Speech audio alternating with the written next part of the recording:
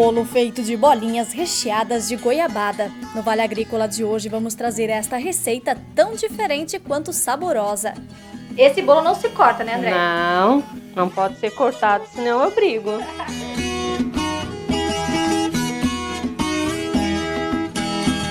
Olá, seja muito bem-vindo a mais um Vale Agrícola, um programa de agricultor para agricultor. E nesta edição também é destaque. Agricultores iniciam safra de cebola com muitas preocupações. Mão de obra, financiamentos agrícolas, preço dos insumos com a alta do dólar e principalmente a estiagem. Vai ter água para fazer a muda e fazer o plantio. Dali para frente teria que chover para a gente conseguir manter. E tem a máquina criada para facilitar o trabalho. O agricultor criou um equipamento 4 em 1 que faz a marcação dos canteiros, semeia a cebola, distribui o farelo e ainda compacta o solo. Tem uma engrenagem ali que quando o pneu ele anda para frente, a transmissão é a corrente, e então leva a tocar o tubo que tem ali as engrenagens, engrenagens, furo. Tem o programa itinerante que capacita agricultores sobre o correto uso dos agrotóxicos. Como é que está a qualidade do pulverizador? Como é que está a qualidade da pulverização? E como treinar o aplicador para usar o melhor possível essas qualidades benéficas que ele tem à disposição. A produção orgânica em um cenário bem diferente. Diferente do que estamos acostumados a ver no meio rural, aqui são os prédios, as grandes construções que compõem o cenário. E tem a tecnologia que traz maior potência para as máquinas agrícolas e ainda economia de combustível. É a reprogramação do módulo de injeção eletrônica, ou apenas remap. Comprei o trator novo, engatei implemento, senti a necessidade de precisar de mais força, porque ele se tornava muito fraco para o implemento que eu usava. É que nem você ter um computador e melhorar o desempenho dele, é o que a gente faz numa central eletrônica do veículo. O chimarrão já está pronto? Pegue sua cuia e fique com a gente. O Vale Agrícola inédito e cheio de informação para você está só começando.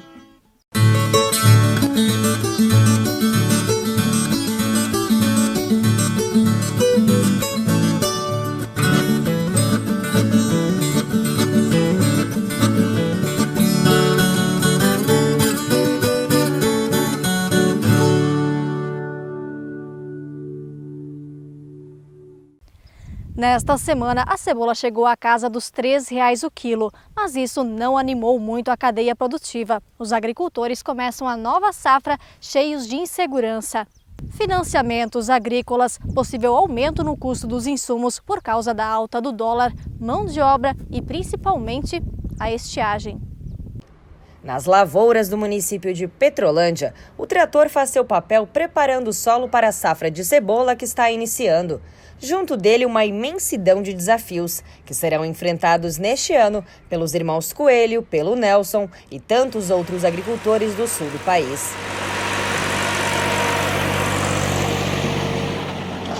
O desafio já iniciou na contabilização dos custos da última safra, vendida pelos agricultores até o fim de janeiro por preços desanimadores. Se hoje a cebola está saindo da propriedade por R$ 3,00 o quilo, há 2 meses não passava de 90 centavos. Vendeu aí a 70, 80, 90 centavos, alguma coisa a 52 e variou bastante, né? Porque foi um ano bem complicado de preço, né? Chegou a pagar custo de produção? Assim, como é que foi para ti? O meu, na verdade, não pagou. Faltou alguma coisa. Se for contar o serviço de trator e a nossa mão de obra, não cobriu os custos. Não bastassem as contas apertadas da última safra, a pandemia de coronavírus trouxe ainda outras preocupações. Uma delas é a mão de obra. Santa Catarina depende dos trabalhadores nordestinos, principalmente a partir do transplante das mudas. Vantagem para quem opta pela semeadura direta, como Osemir, agricultor do Rio Correntes.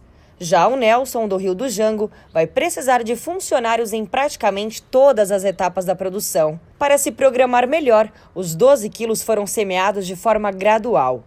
Outro empecilho tem sido a compra de insumos. Já são produtos importados e dependem diretamente do preço do dólar, o que pode impactar diretamente no custo de produção, que hoje já está acima dos 70 centavos por quilo.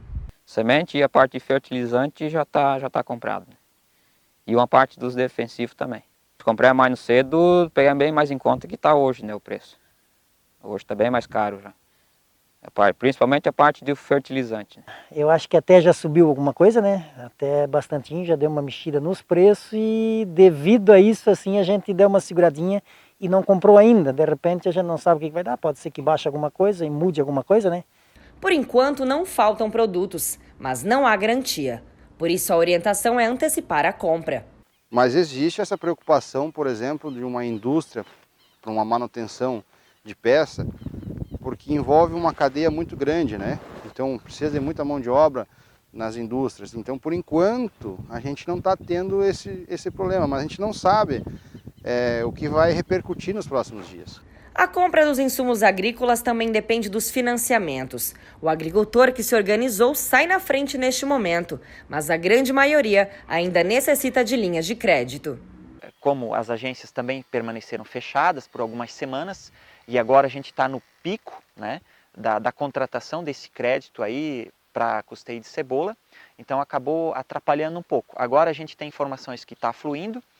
Nesta cooperativa de crédito são liberados por ano mais de 30 milhões de reais em crédito agrícola, de custeio e investimento. O diretor financeiro explica que os financiamentos estão sendo liberados normalmente. A gente está muito preocupado com as consequências da pandemia. Muitas empresas que adquirem o produto dos agricultores não estão operando, então muitos agricultores não conseguiram comercializar ainda a sua produção. Então, nesse sentido, o Sicob está dando todo o apoio para esses associados. Os agricultores, principalmente, podem entrar em contato, a gente aconselha que agendem o seu atendimento na cooperativa, entrem em contato com o gerente, primeiro por telefone, né? Que muitas coisas podem ser resolvidas por telefone nesse momento. E a principal preocupação dos agricultores neste momento é com a estiagem que vem acontecendo nos últimos meses. Os baixos volumes dos últimos dias são suficientes para começar a mexer na terra, mas não é o suficiente para garantir os estoques de água. Por isso é importante aproveitar cada chuva. Como tivemos essa semana, tivemos em torno de 15 a 20 milímetros aqui na região e já nos dá uma umidade no solo para trabalhar com essas máquinas, incorporando o material de base, né, para preparar o solo para receber essa semente futuramente, né? Desde o ano passado já a gente está praticamente aí 11 meses, um ano com regime de chuvas bem abaixo do normal, né? Então ano passado a gente já teve que fazer o uso da irrigação para estabelecer a cultura da cebola praticamente a safra toda. Começar a safra com os reservatórios baixos não é nada animador. Se não chover meio bem, não recupera o nível dos açudes, né? Porque choveu 20, 30 milímetros, não dá nem sinal, né? Na verdade, no meu intuito, assim, vai ter água para fazer a muda e fazer o plantio. Dali para frente teria que chover para a gente conseguir manter. Como a gente disse lá no começo da reportagem, a safra começa com muitas perguntas e poucas respostas. O que é certo é que precisa baixar ao máximo o custo de produção. Agora é o momento de preparar, né?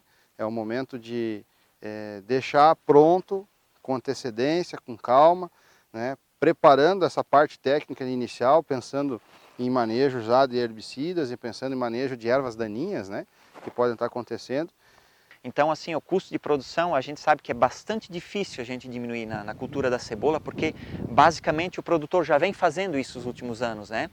Então, assim, mas é uma orientação que a gente tem de rever os custos, né? Para a gente tentar fazer uma cebola de qualidade com custo um pouco menor para não perder a competitividade, né?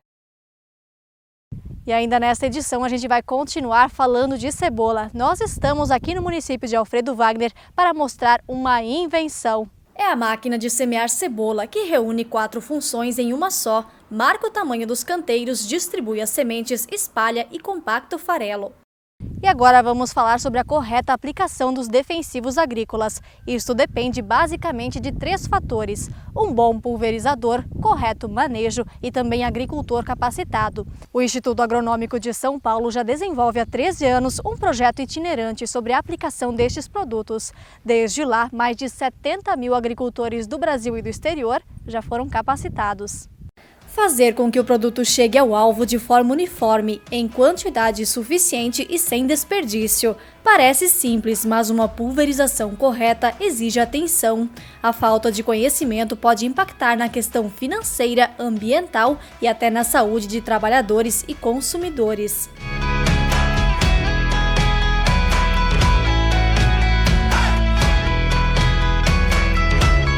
Para falar sobre este assunto, nós estamos no Instituto Agronômico, na cidade de Jundiaí, São Paulo. É aqui que foi desenvolvido em 2007 o Aplique Bem, um programa de capacitação dos produtores rurais sobre a correta aplicação de defensivos agrícolas, que tem o apoio da iniciativa privada e começou a partir de dados preocupantes. Num levantamento que foi feito pela própria Secretaria de Agricultura aqui do estado de São Paulo, 80% dos aplicadores de defensivos têm até 4 anos de escolaridade, aprenderam a trabalhar com leigos, principalmente membros da família ou outros agricultores, não têm assistência técnica e nunca receberam um treinamento para essa função. O grande latifundiário, ele tem um técnico agrícola, ele tem um responsável técnico, então ele tem mais conhecimento e tem um acesso maior às informações. O pequeno não tem. O pesquisador do Instituto Agronômico explica que há muito investimento em novos defensivos agrícolas, mais eficazes e menos poluentes, e também em pulverizadores cada vez mais modernos, mas de nada adianta se o agricultor não estiver capacitado. É ilógico você pensar que a culpa é dele, porque o principal beneficiário por um uso correto é ele, porque isso representa menos produto aplicado, maior eficácia, e isso tudo culmina em quê? Menor custo de produção. Menor custo de produção representa maior lucro. Quem é o maior beneficiário? Então, se existe um problema de aplicação errada, não é do produtor. Nós precisamos começar a entender o processo e como está levando essa informação para que isso não aconteça.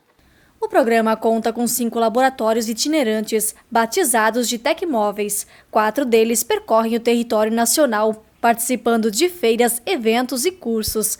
Ao invés de levar os agricultores para a sala de aula, o conhecimento vai até o campo. Meio período a gente trabalha uma parte teórica, tanto de segurança quanto de tecnologia de aplicação, e na parte da tarde a gente trabalha uma prática mais voltada no equipamento, no pulverizador, colocando ele no campo para trabalhar, avaliando a aplicação, regulando, calibrando ele. Sempre na propriedade, nas condições do aplicador, para levar a informação cada vez mais próxima do que ele utiliza lá no campo, né? do dia a dia dele no campo. Nesta demonstração prática, por exemplo, é possível ver as diferentes quantidades de produto aplicadas entre os bicos, em diferentes calibragens. O pesquisador afirma que pulverizadores antigos não são problema, desde que estejam em condições de uso com a manutenção em dia. Você tem que observar situações de vazamento estático, que é em condição dele estar parado, um vazamento dinâmico, que é condição quando ele está trabalhando. Qual é a condição das pontas de pulverização, se elas estão adequadas, se elas não estão adequadas, como é que estão aqueles filtros. Tem uma série de coisas que você precisa analisar no pulverizador para entender se ele tem condição ou não de fazer a aplicação. Muitas vezes, ou quase sempre, um pulverizador pequeno, antigo, bem regulado, traz resultados melhores do que um pulverizador grande e mal regulado. A diferença de um para o outro é que você pode errar em 5 hectares por dia e pode errar em 200 hectares por dia. Tem um dado do Centro de Engenharia que a gente pode perder até 70% dessa aplicação por uma questão de má aplicação de todos esses conjuntos que foi citado aí, que ele não estiver dentro das conformidades.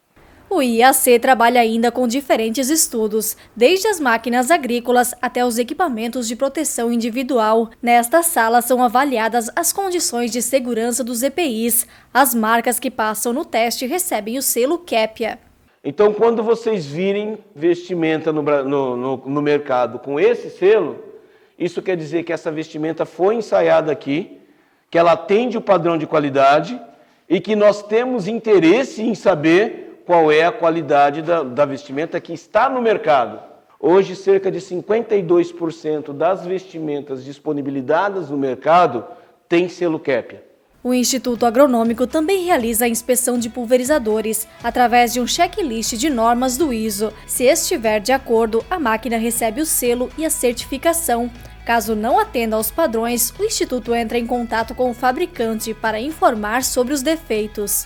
Já se resumiu segurança ao uso de EPI. Não, segurança é usar EPI. E eu costumo dizer o seguinte, segurança é não usar EPI. Por quê? Porque se você desenvolver um sistema totalmente seguro, onde você não tenha nenhuma exposição do trabalhador, 100% daquilo que você está aplicando está chegando onde precisa, você não precisa de EPI. Então, se você está precisando usar cada vez mais EPI, é porque alguma coisa está cada vez mais errada no sistema de aplicação. E com EPI você está protegendo o trabalhador, mas como é que fica o ambiente, por exemplo, nessa equação? Eu acho que esse é o maior desafio que a gente tem. Hoje o agricultor, ele usa os produtos, ele acha que está usando da melhor forma possível e ele desconhece que ele está muitas vezes fazendo da forma errada. Por isso, a pesquisa defende que a segurança deve ser avaliada como um todo. Que é aquilo que o Aplique Bem faz. Como é que está a qualidade do pulverizador? Como é que está a qualidade da pulverização? E como treinar o aplicador para usar o melhor possível essas qualidades benéficas que ele tem à disposição. Aí é que você consegue segurança.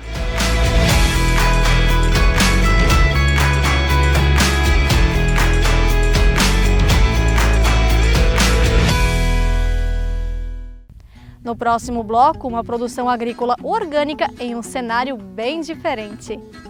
Ao invés do sossego do interior, prédios. Vamos mostrar a propriedade que se destaca além da vizinhança pela diversidade de hortaliças cultivadas. E tem a reprogramação. Tecnologia dos carros já chegou ao campo e tem gente faceira com a mudança.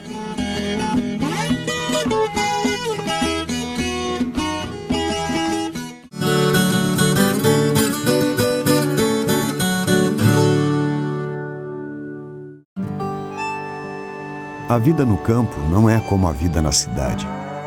O barulho do despertador é diferente, o cheiro do café, a música. A gente gosta de fazer as coisas de outro jeito, do nosso jeito. Quando precisamos de algo, basta procurar os amigos do Sicoob, que sempre nos deram todo o apoio. Sicoob, o parceiro do produtor rural catarinense. Muito antes do agronegócio ter esse nome bonito. Em 1984, surgiu uma empresa preocupada em fornecer aos agricultores sementes de cebola de qualidade. Há 4 décadas, a Lotário vem investindo em tecnologia que traz mais sanidade e desenvolvimento para quem sabe que qualidade é fundamental. Sementes Lotário, o nome de força em sementes de cebola.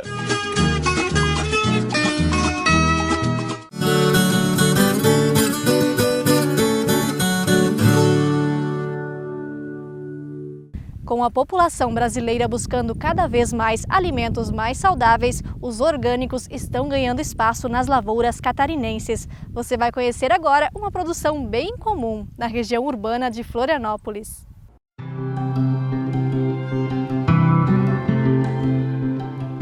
Quarto maior produtor nacional de alimentos agroecológicos, Santa Catarina possui cerca de 1.300 propriedades certificadas. Elas são chamadas de UPOs, Unidades de Produção Orgânica. Uma delas é esta aqui. Numa área de 9 hectares, os produtores Marcos Hubert e Rui Tavares apostaram nas hortaliças orgânicas. Desafio vencido em meio à urbanização, numa das áreas mais populosas do estado. Diferente do que estamos acostumados a ver no meio rural, aqui são os prédios, as grandes construções que compõem o cenário. Nós viemos conhecer esse empreendimento localizado no município de Palhoça, na Grande Florianópolis. Nessa área urbana, mais de 50 variedades de hortaliças são produzidas exclusivamente em sistema orgânico. Essa proximidade com a cidade trouxe benefícios ao produtor. Nós estamos aqui situados no bairro Pedra Branca desde o ano de 2014. Trabalhamos com orgânico porque é o que a gente sabe fazer de melhor. Trabalhar, produzir um alimento de qualidade, produzir um alimento orgânico em meio à cidade, em meio ao nosso cliente que está do outro lado da rua. A proximidade do produtor e do consumidor, essa proximidade também facilita muito, melhora muito a qualidade final do produto, com a conservação do produto, a facilidade de logística também é muito importante para nós do setor orgânico.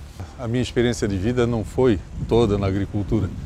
Eu fui professor universitário durante muitos anos e depois disso, como sempre gostei desde a infância dessa parte de plantações, acompanhava meu pai na horta dele e tudo isso, e sempre dessa maneira, cultivando tudo sem absolutamente nada de adubação química ou qualquer tipo de agrotóxico.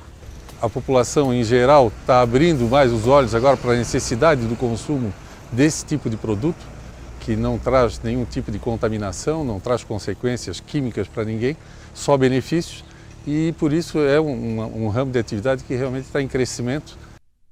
O produto orgânico não é apenas um alimento cultivado sem adubos químicos e agrotóxicos. É sim um produto que adota sistema de cultivo que observa as leis da natureza. Todo o seu manejo está baseado no respeito ao meio ambiente e na preservação dos recursos naturais.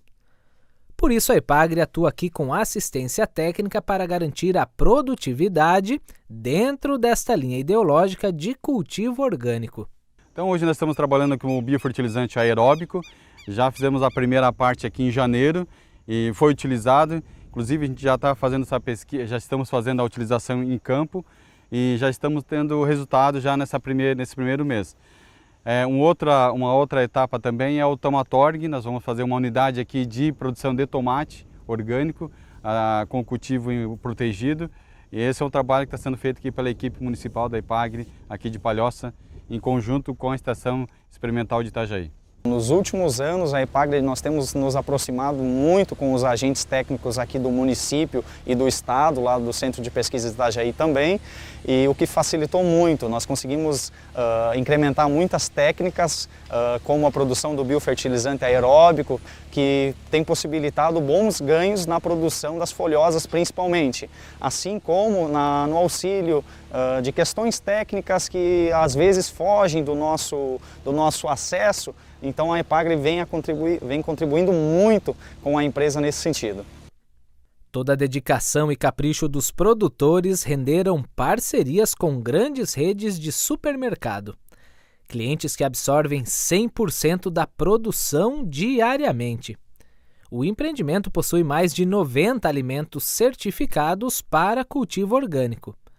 Diversidade que garante aí fornecimento de qualidade o ano todo. Trabalhamos com produtos sazonais. O orgânico é um ramo sazonal, então tem produtos que nós conseguimos produzir apenas no outono e inverno, outros primavera, verão. Depender de um único produto, a gente fica muito refém de clima, de solo, então ter uma variedade de produtos é muito importante para que a gente assim tenha produto o ano todo. Considerada um modelo para a produção orgânica, esta propriedade deve ganhar ainda este ano a classificação de URT da Epagre, Unidade de Referência Técnica. Essa URT vai servir de base para outros produtores aqui do município e também da região. Essa é a ideia para que nós tenhamos como base prática. A pesquisa fez toda essa parte dela e agora nós estamos trazendo para campo uma unidade demonstrativa aqui em Palhoça. E aqui é disseminar para todos os municípios aqui da Grande Florianópolis para que tenham a região que tenha o mesmo clima, tenha as mesmas características, né?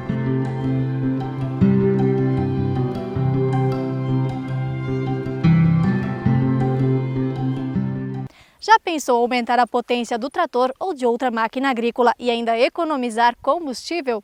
Nós fomos conhecer de perto esta modificação, que ao mesmo tempo é simples e cheia de benefícios.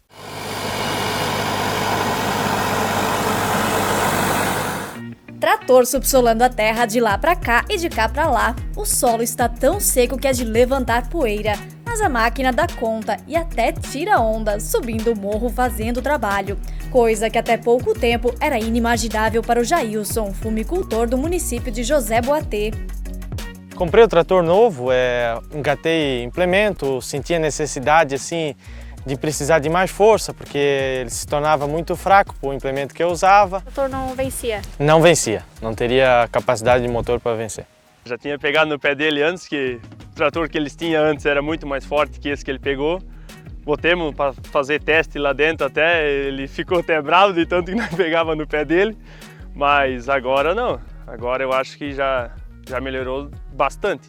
A solução para o problema do Jailson foi uma técnica a princípio simples, mas ainda de certa forma desconhecida entre os agricultores: a reprogramação do módulo de injeção eletrônica, ou apenas remap.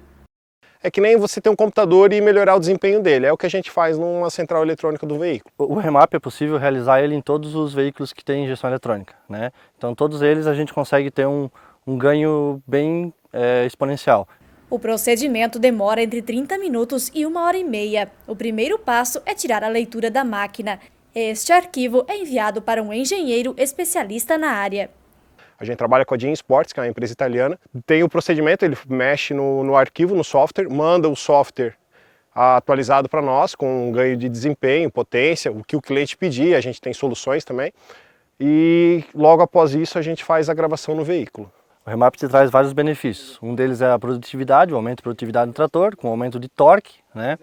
E com consequência disso a gente tem a melhora de aproveitamento de combustível. O nosso trabalho chega a reduzir em torno de 15% o consumo de combustível do trator.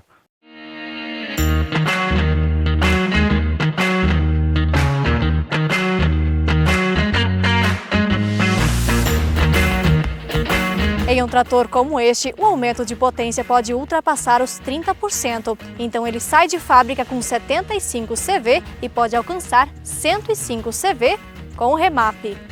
Digamos que a economia se dá, na verdade, conforme tu trabalha.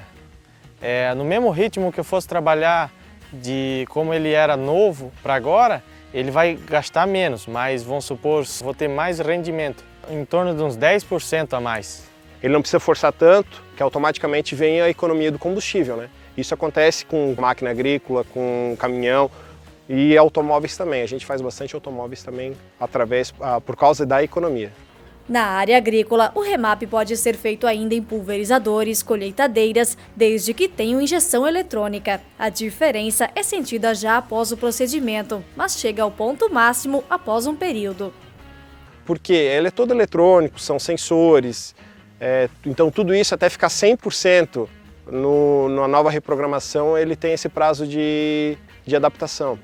Carros é em torno de 500 km, né? 400, 500, 600 km. Trator, questão de horas, acredito que em torno de 15 a 20 horas. E quem antes pegava no pé, agora anda até de olho, pensando em fazer igual. Afinal, são benefícios importantes em tempos tão complicados. Economia hoje é o que mais interessa para nós, né? Porque o posto hoje ele está castigando. E trator que gasta bastante, já ajudeia do bolso do cara já. O Jailson espera ter o retorno do investimento em breve. Aí eu calculo uns 7 meses, porque aqui nós trabalhamos mais na época de safra só com ele.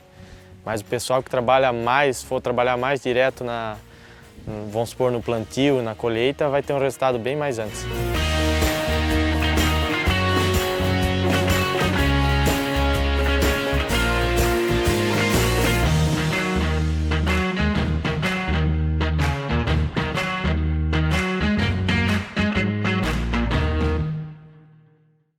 Muito diferente, né? A economia todo mundo quer. Se puder aliar aumento de potência, melhor ainda.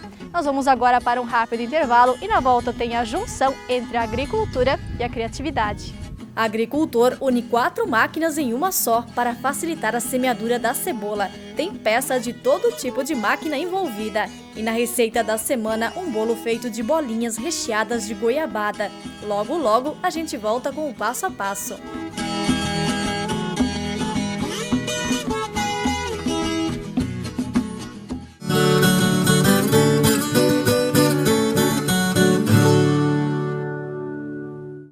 Desde muito cedo, diariamente, a fartura que chega à nossa mesa é o resultado de uma perfeita combinação.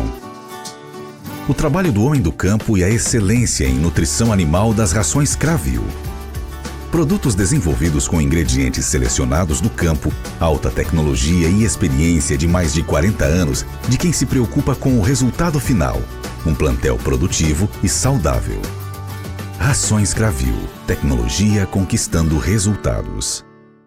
A Eco7 é a única do segmento certificada pela Sociedade Brasileira de Reabilitação Traumatológica e Ortopédica. O processo de fabricação dos colchões Eco e acessórios do sono da Eco7 é certificado pelo ISO 9001. Produzimos alta tecnologia para preservar seu maior patrimônio, sua saúde. Diga sim à vida, conforto e cuidados com sua saúde e bem-estar. Colchões Eco7, sinônimo de longevidade.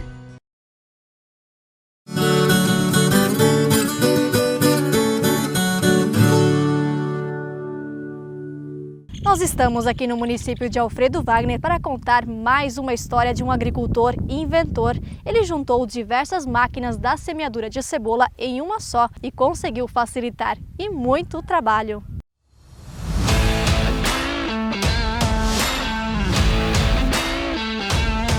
O equipamento parado por si só já chama a atenção. O Bruno é morador do município de Alfredo Wagner, uma região entre o litoral e o Planalto Catarinense. A invenção não tem nome, mas reúne 4 equipamentos usados na semeadura da cebola em um protótipo só.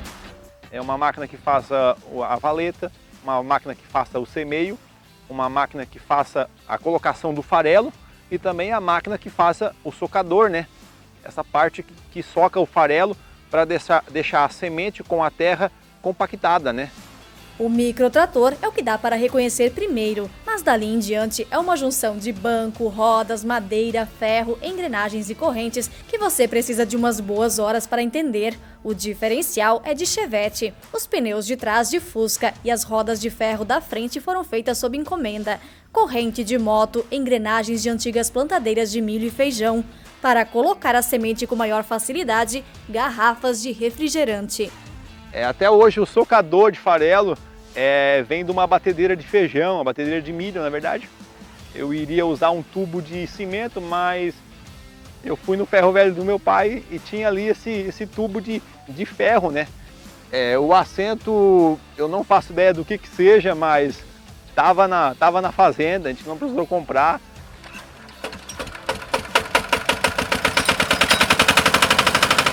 Em uma ordem, o primeiro que a máquina faz é lançar as sementes que passam por dentro de um tubo de acrílico de 4 milímetros, furado com broca. Os pneus traseiros fazem a marcação da largura do canteiro e em seguida cai o farelo, que é socado pelo cilindro. Quem dita o ritmo é a roda. Tem uma engrenagem ali que quando o pneu ele anda para frente, a transmissão é a corrente, e então leva a tocar o tubo que tem ali as engrenagens, né? Engrenagens, furo. Um dos segredos para semear a cebola está no farelo, que não pode ser nem grosso e nem fino demais. Ele tem a intenção de proteger a semente, mas também não pode sufocar. Por isso, a máquina tem diversas regulagens. Além de programar a quantidade de farelo, o sistema conta com 2 rolos na parte interna, para garantir que o material não compacte. Às vezes poderia compactar e não deixar o farelo cair no primeiro rolo que faz o derramamento, né? Então a gente criou 2 rolos de ferro ali com pinos, né? Que faz o derrubamento tanto de cima, tanto de baixo, na verdade, né? Que não deixa embuchar, não deixa falhar o farelo no momento da semeação, né? Na hora de virar a volta para não ter desperdício de material, o Bruno aciona uma alavanca que fecha o tubo de sementes e também uma embreagem seca que para as engrenagens que movimentam o farelo. O Bruno criou a máquina no ano passado e semeou alguns hectares para os vizinhos e conhecidos. Estas fotos mostram que funcionou. O primeiro ano, a semeação assim, né, que a gente vai com mais cuidado, né, para ver se está funcionando, se está caindo. Então a gente conseguiu fazer uma semeação no mínimo de 15 quilos num dia. Seria uns 4, 5 dias com muito suor, na verdade, né? Com muito suor. Esse jeito de inventor, o Bruno herdou do pai, que há muitos anos já adaptou um pulverizador.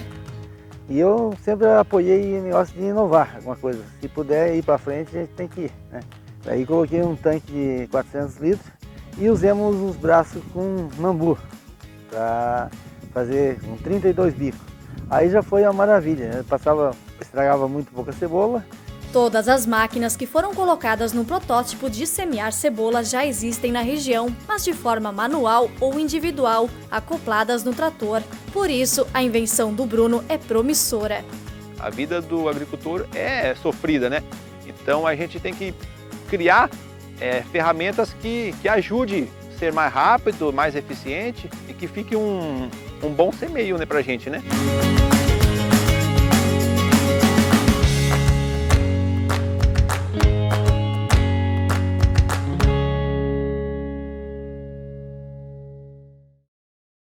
Este é um dos bolos mais diferentes que já passou aqui pelo Vale Agrícola. Você faz diversas bolinhas recheadas, leva tudo para o forno. Confere aí como é que funciona esse tal de bolo construção.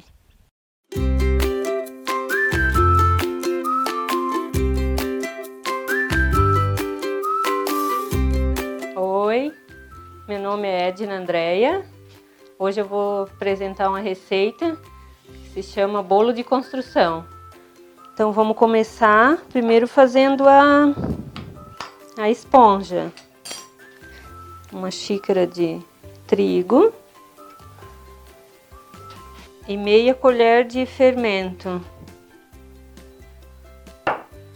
Agora vamos colocar um pouco de leite para dar ponto aqui, só para ficar uma esponja mesmo, como se chama.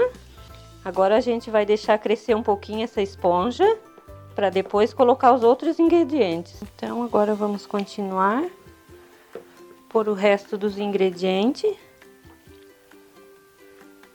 A manteiga.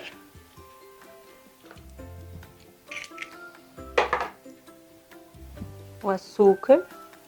Uma pitadinha de sal. Trigo até dar ponto, Não, a massa também não muito dura. Então agora eu vou passar para mexer com a mão, pra gente dar o ponto certo. Com a mão é mais fácil, né? Então esse é o ponto, nem muito duro, nem mole, ó. Que dê para enrolar, que não pegue na mão. Vamos aguardar agora crescer uns 30 minutinhos para fazer o resto da receita. Vamos fazer agora a farofa para passar as bolinhas. Aqui tem o coco. Vamos colocar margarina, canela, uma meia colherinha, açúcar, uma colher. Vamos mexer aqui até virar uma farofinha. Então agora vamos começar a montar o nosso bolo. Vamos fazer aqui todas as bolinhas. O tamanho aí vai da pessoa. Ó, eu vou fazer assim, pode ser menorzinha. Mas o tamanho que eu gosto de fazer é esse.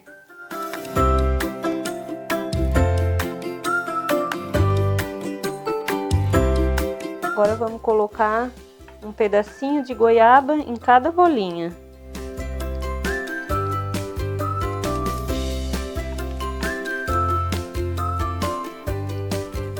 Continuando aqui, vamos fechar as bolinhas agora. Vamos fechar assim e passar nessa farofa.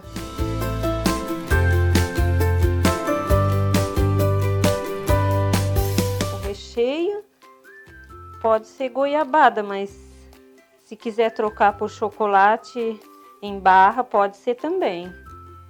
Então acabamos de colocar as bolinhas. Pode jogar um pouquinho aqui por cima, por dentro, para não grudar as bolinhas depois.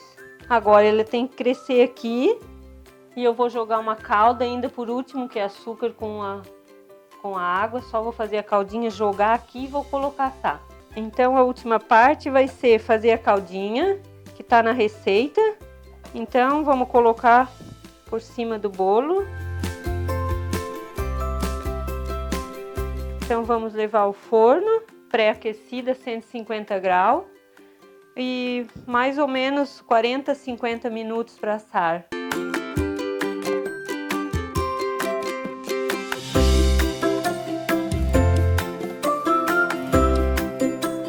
bolo pronto e agora tem um segredinho, né? Esse bolo não se corta, né, André? Não pode ser cortado, senão eu brigo.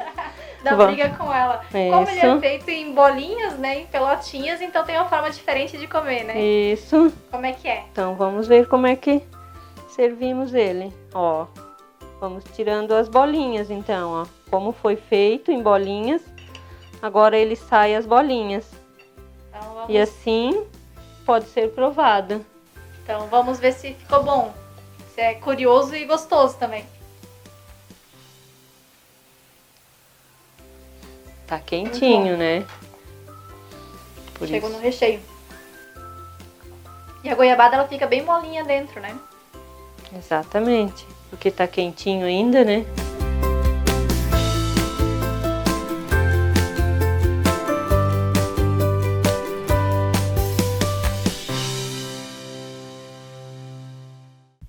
Diferente, curioso e delicioso. Se você fizer, conta pra gente.